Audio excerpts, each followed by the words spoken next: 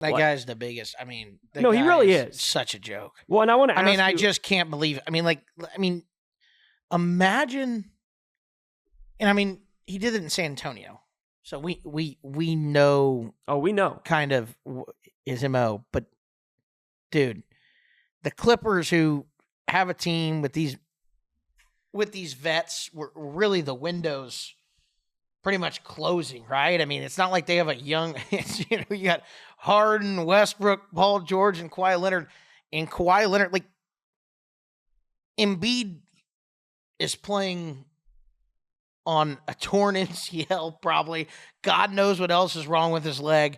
And he straps it in a brace, takes some painkillers, and goes out there. And Kawhi Leonard has knee soreness. I know. And he's not playing game one. It's unreal. I mean, if I'm the owner, and, Ballmer's a lunatic. So if I'm the owner, he's my lunatic, by the way. I love Steve Ballmer. That was the funniest shit ever. When he was losing his mind over there. Like, it was the third quarter. It was like a foul in the third quarter. He's great. He's, like you said, they need a Ballmer cam of just him. Dude, that would be the whole hilarious. Game losing his mind. But this guy makes, I don't know how many millions of dollars a year. It's the playoffs. And he's sitting out with knee soreness. Unbelievable. This is legitimately the only league. This is why the NBA is so fucking soft and people can't stand it. The only league in the world that happened. Yep. Hockey, you make it to the Stanley Cup, and guys are playing with broken fucking legs. They'll say, like, there's nothing better than at the end of the Stanley Cup playoffs, and the Stanley Cup's over, and they disclose injuries, and it's like fractured fibia. He was playing. They put an extra brace on there, and he's out there because it's like, the odds of you splitting it in half aren't too bad. So go out there and skate and give it, broken ribs. I mean, it's just the guys will play with anything because they want, to win that badly. And you have Kawhi Leonard who's like, I'm going to make $60 million this year sitting over here with knee soreness. Yep. I just can't believe it. I believe. And that's why Charles Barkley's always losing his mind on that shit too. He's like, hockey players are tough, man. He's like, they were talking about, someone said something about NBA players being tough. And he's like, he started laughing. He's like, no, hockey players are tough. NBA players aren't tough. Oh, I remember that little rant. Yeah. But I think he's played, I could be wrong, but I think he's played one playoff game since 2020. Like literally since the bubble ended, 2021 did not play. 2022 did not play. 2023 played one game and then was done. And this year gets hurt right before the playoffs. I mean, at what point do you just get rid of this guy? And at what point, I understand there is no denying. We saw him carry the Toronto Raptors to a title. He is phenomenal. Nobody questions how good he is. Yeah, no one questions the greatness when he actually plays. When he actually plays, because he is such a good defender. And he's become such a great offensive player, which he wasn't when he entered the league. He was always a great defender, but he's become one of the best offensive players. Really, legitimately, when he was on Toronto having that year, really even towards the end of the San Antonio career, we were talking about him as is he in the same conversation as Kevin Durant and LeBron? And now it's just at this point, your whole career and your whole legacy is this guy who is totally just cares about himself, doesn't care about the team, sits out of the playoffs, and that's all anybody sees in him now. And nobody's going to remember the fact that he carried Toronto to a championship, except Toronto fans. All everybody's going to remember is that this guy was a punk. He asked out of San Antonio. He went to Toronto. He won a championship. He asked out of Toronto. He went back home to the Clippers, to an organization who went out of their way to go get him and trade for him. And what does he do to the Clippers? He shits on them year in, year out. Every single time they get to the playoffs, he does not play. He has got, for his public image, and I know he doesn't give a fuck. He doesn't care. He didn't give a flying fuck. He's counting the board man gets paid. That's all he cares. But that's board man gets true. Paid.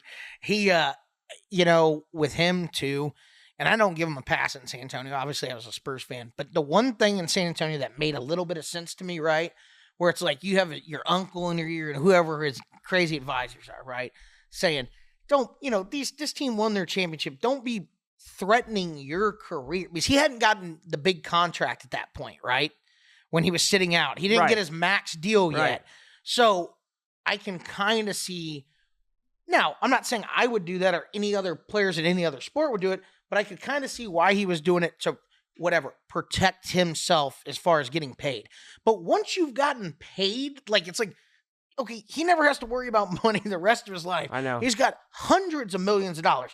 Like, once you've already gotten paid, and if I'm Paul George, who, went there to win a championship with him, and those guys be like, you motherfucker, play. I know. Like, unless you have a fractured knee, play. And what are you going to do? Like, yeah, I mean, what are we doing at this point? You're making this amount of money. You've already gotten your max deals.